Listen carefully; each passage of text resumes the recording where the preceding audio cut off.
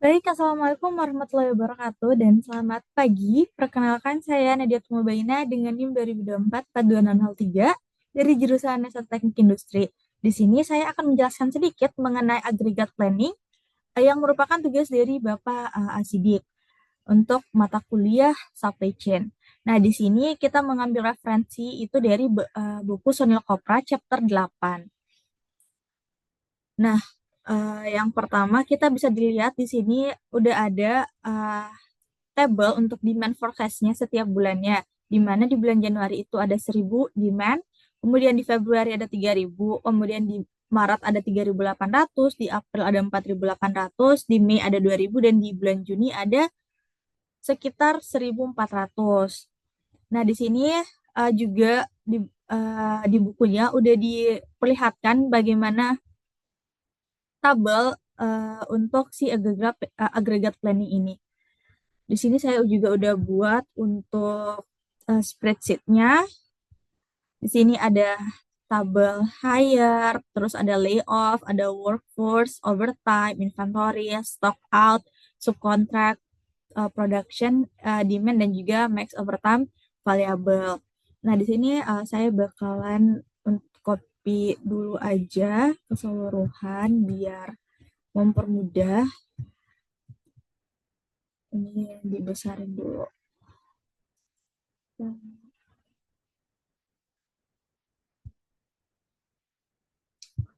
Kemudian ada uh, cost setiap bulannya untuk uh, masing-masing uh, untuk masing-masing sheet-nya atau masing-masing tabel periodenya. Ini saya copy juga. Disarankan untuk uh, tabelnya itu berada di sel yang sama dengan yang ada di buku Sonel Kopra ini biar mempermudah kita pada saat pengerjaan nanti. Nah, di sini udah dikasih juga rumus-rumus Excel-nya. Ini untuk totalnya saya copy juga biar nanti kita gampang untuk mengerjakan. Nah, tapi di sini ini bakal saya hapus dulu biar kita kerjakan bersama-sama. Nah, di buku Sunil Kopra dia bilang kita disuruh buat nyari workforce-nya dulu. Nah, di workforce-nya itu dia berada di D5 sampai D10 atau di bagian kolom workforce. Kemudian untuk formulanya itu di D4 ditambah B5 dikurang C5. Berarti di sini D4 dikurang ditambah B5 dikurang C5. Maaf, ditambah B5 dikurang sama dengan C5. Nah, ini kita tarik ke bawah aja. Kemudian kita disuruh buat nyari production. Production itu 40 dikali D5 ditambah E5 min 4. Production itu sama dengan 40 dikali dengan D5 ditambah E5 kali D5 ditambah E5 dibagi 4. Nah, kenapa dia 40? Karena ternyata di buku itu dia menyebutkan bahwa setiap bulannya ada 40 kali produksi. Jadi, kenapa kita kalikan 40 di setiap bulannya dan workforce-nya itu atau berapa jumlah pekerja yang mengerjakan si 40 produk ini. Nah, ini kita tarik ke bawah langsung aja. Kemudian di buku itu dia menyuruh kita untuk cari inventory. Inventory itu formulanya di max kali F4 ditambah I5 ditambah H5 dikurang G4 dikurang J5,0. Kita coba untuk di bagian inventory. dia sama dengan max dikali F4 ditambah I5. F4 ditambah I5 ditambah H5 ditambah H5 dikurang G4 dikurang J5,0. Nah, di sini saya pakai titik koma karena Excel saya ternyata setelah saya coba tadi, dia mengcopy rumusnya kalau kita menggunakan titik koma. Karena kalau dia pakai koma, dia nantinya akan error. Jadi, saya coba untuk pakai 0,0 dia error. Jadi, saya coba pakai titik koma dan hasilnya keluar. Nah, ini kita tarik ke bawah saja. Nah, setelah itu di buku Sunil Kopra ini dia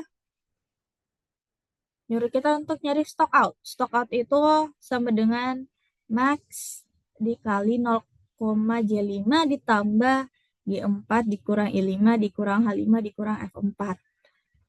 Berarti di stock out sama dengan max dikali 0,J5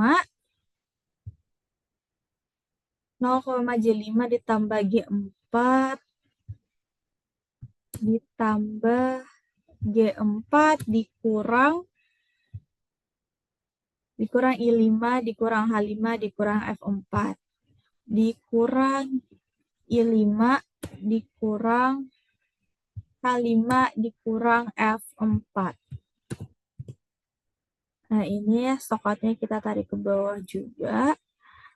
Nah, ini kita udah dapet nih hasil dari workforce, kemudian inventory, stock out, dan juga production-nya dengan demand yang sama dengan demand di setiap bulannya atau di setiap periodenya dari periode 1 sampai periode 6. Kemudian kita masukkan sama ya demand-nya. Kemudian ternyata di buku Sunil Kopra ini dia ada di periode pertama itu dia ada layoff sebanyak 16 orang. Jadi coba kita masukkan dia ada layoff di periode pertama sebanyak 16 orang. Kemudian di subkontraknya dia ada di periode keempat subkontraknya itu ada 140. Di periode keempat itu subkontraknya ada 140. Nah, jadi untuk total, untuk totalnya itu rumusnya sama seperti yang dijelaskan di buku Sunil Kopra ini, yaitu 640 dikali summarize. Ini 640 adalah cost dari setiap tabelnya. Jadi cost HT dikali dengan kolom HT atau hire, kemudian LT dikali dengan cost LT dikali dengan layoff, kemudian di workforce juga sama sampai di bagian production. Kemudian, di sini di WT ini itu dia ada rumusnya juga untuk mencari cost WT itu sama dengan 4 dikali 8 dikali 20. Kenapa 4 dikali 8 dikali 20? Karena di bagian cost-nya tadi kita bisa lihat bahwa ternyata di regular time cost-nya itu ada sekitar $4 per jam dibayarnya. Kemudian dia ada sekitar 8 jam kerja per hari dan ada 20 hari kerja. Sehingga setelah kita masukkan untuk workforce-nya dia di 640. Nah, kita bisa lihat nih ternyata totalnya sama ya dengan apa yang ada di buku Sunil Kopra ini. Total cost-nya itu ada sekitar $422,660. Sama ya dengan yang ada di buku. Nah, mungkin hanya itu yang dapat saya sampaikan untuk video tugas kali ini. Lebih dan kurangnya mohon dimaafkan. Wassalamualaikum warahmatullahi wabarakatuh.